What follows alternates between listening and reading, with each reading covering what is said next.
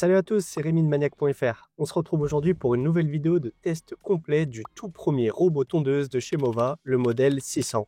C'est un robot tondeuse qui n'a besoin ni de fil périphérique, ni d'antenne, ni de module 4G pour fonctionner et va venir cartographier votre jardin comme le ferait un aspirateur robot, avec la particularité de le faire en 3 dimensions. Il est adapté pour des jardins de 600 m² et ça tombe bien car le mien en fait 580. Je l'ai testé pendant 10 jours et l'objectif c'est qu'à la fin de cette vidéo, vous ayez vraiment connaissance des points forts et des points faibles de cet appareil et que vous puissiez l'acheter en connaissance de cause. Alors vous verrez, mon terrain est accidenté, donc je trouve que le test est plutôt intéressant pour voir quelles pourraient être les limites du robot et s'il arrive quand même à le gérer. En toute transparence, c'est Mova qui nous a envoyé ce robot, mais ça n'empêche pas de faire un retour honnête comme on le fait sur chaque vidéo lorsqu'on achète le matériel. C'était le cas pour les robots tondeuses Dream et Ecovacs, vous pouvez retrouver les tests sur notre chaîne.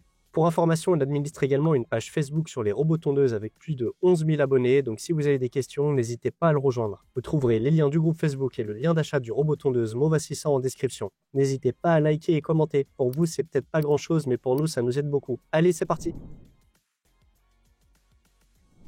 Mova est une marque assez récente, spécialisée initialement dans les robots aspirateurs. En 2025, elle s'est lancée dans la course des robots tondeuses avec le 600 et le 1000 qui portent le nom de la surface recommandée à tondre. Initialement, c'était une filiale de Dream, mais elle a pris son indépendance depuis le début de l'année. Elle se positionne comme un concurrent direct des leaders du marché comme Ecovacs, Dream, Mamotion ou encore Segway, en proposant des prix vraiment agressifs. Ici, par exemple, on est à moins de 1000 € pour cet appareil. En comparaison avec d'autres modèles qui présentent des caractéristiques assez similaires, c'est vraiment intéressant.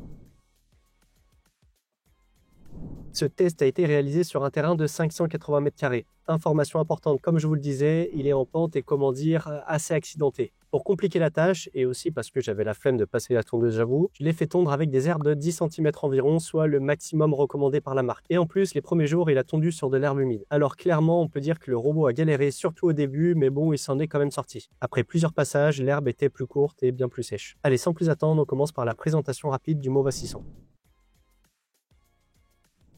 En achetant ce produit, vous aurez le robot tondeuse, une station de recharge, une alimentation électrique, 12 lames dont 3 sur le robot et 9 de rechange et une notice d'utilisation.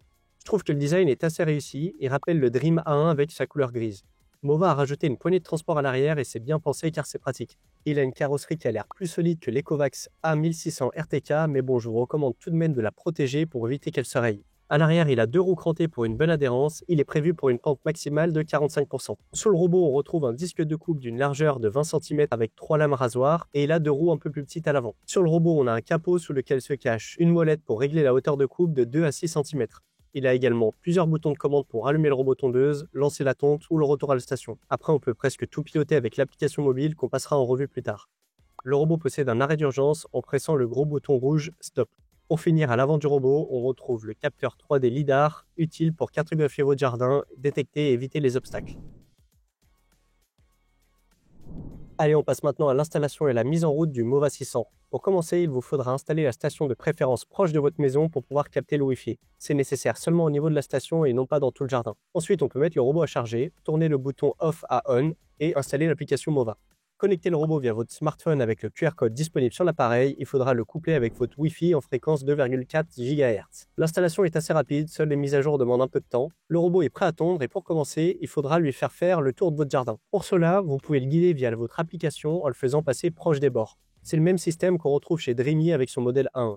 Une fois la carte enregistrée, il pourra commencer sa première tonte. Allez, sans plus attendre, on passe aux différents tests du Mova 600. Dans cette partie, on va faire plusieurs tests et pour commencer, on va voir comment il se débrouille face aux différentes buttes de mon jardin. Alors notez bien qu'au début, j'avais de l'air très long et humide. Au total, sur une dizaine d'allers-retours, il s'est bloqué 3 fois, mais une seule fois vraiment où j'ai dû intervenir pour le relancer. Les 2 autres fois, il a fait marche arrière et il est reparti dans l'autre sens. Sinon, malgré le fait que la partie avant du robot soit assez basse, je trouve qu'il s'en sort plutôt bien. Sur le haut de mon jardin, la butte était vraiment trop conséquente, alors je lui ai un peu facilité la tâche en enlevant une partie. Pour le coup, il la traverse maintenant sans trop de problème. Sur une autre partie de mon jardin, là c'est vraiment accidenté, je vous laisse regarder ça en image, mais globalement, même avec cette configuration, il se bloque rarement, par contre, il fait souvent demi-tour.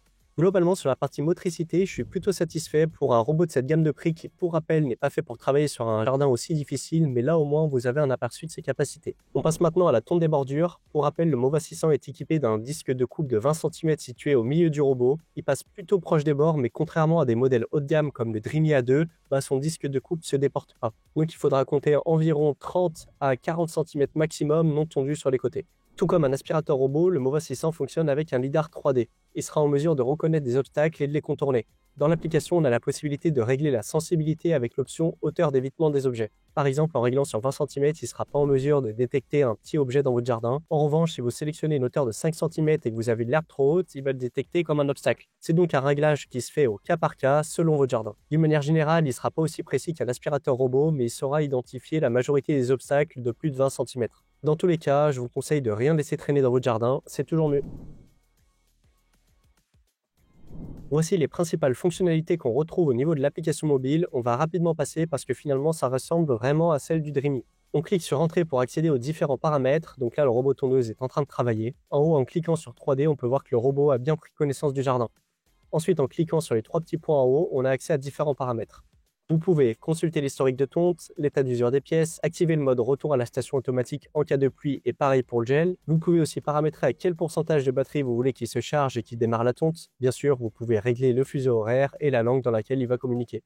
En haut à gauche, vous pouvez sélectionner le mode de tonte. De base, il va tondre toute la zone en U et il va ensuite terminer en faisant les contours de votre jardin. Mais vous pouvez sélectionner juste les bords par exemple. Vous pouvez définir une zone précise ou même le piloter en mode manuel. Ça peut être sympa pour emmener une bière au bord de la piscine.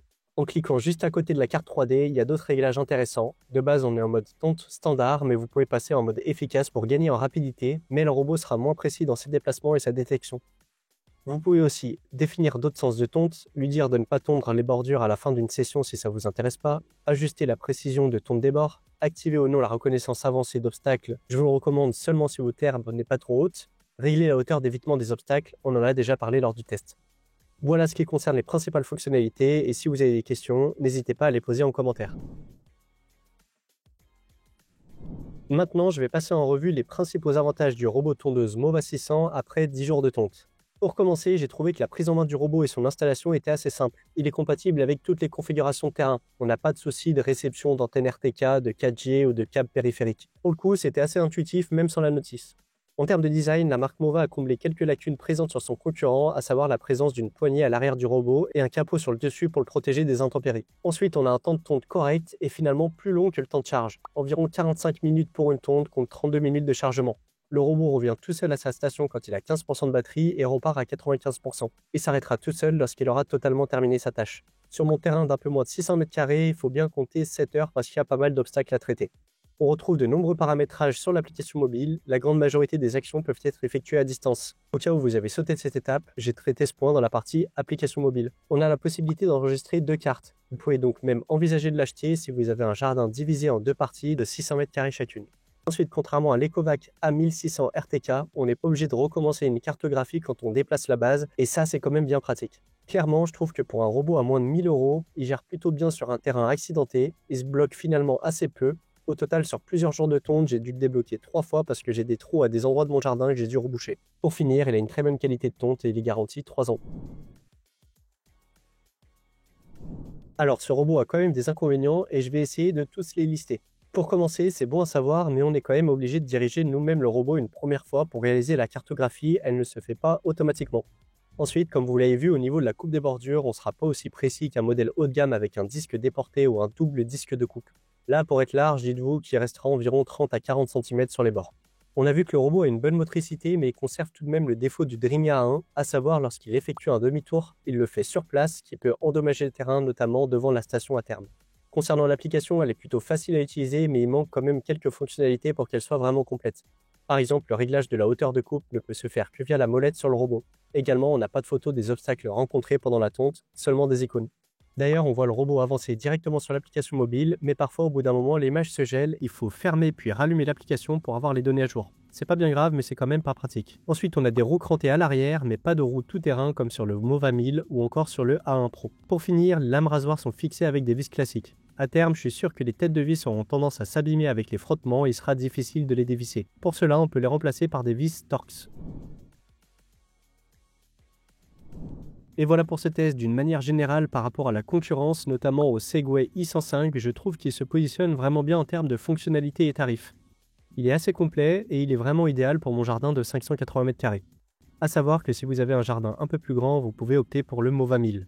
Il aura quelques fonctionnalités en plus comme des roues tout-terrain et un système de charge plus rapide. Personnellement, je trouve juste dommage que Mova s'est servi de base du Dreamia 1 en l'améliorant sur certains aspects mais sans en corriger quelques défauts, à savoir l'absence de mise en place d'une protection de carrosserie contrairement au Yuka Mini qui en est équipé, une coupe qui n'est pas au plus proche des bordures, des demi-tours sur place qui endommageront la pelouse notamment au niveau de la station de chargement. Mis à part ça, il est vraiment top. A voir ce que ça donne sur la durée, je vous ferai un retour complet d'ici fin de saison, fin septembre. On est en train de tester le Mamoton Yuka Mini qui est son concurrent direct. Le test sortira prochainement et on fera un comparatif entre les deux modèles. Et si ça vous intéresse, abonnez-vous pour pas la louper. Vous pouvez également consulter le comparatif complet des robots tondeuses disponible en description.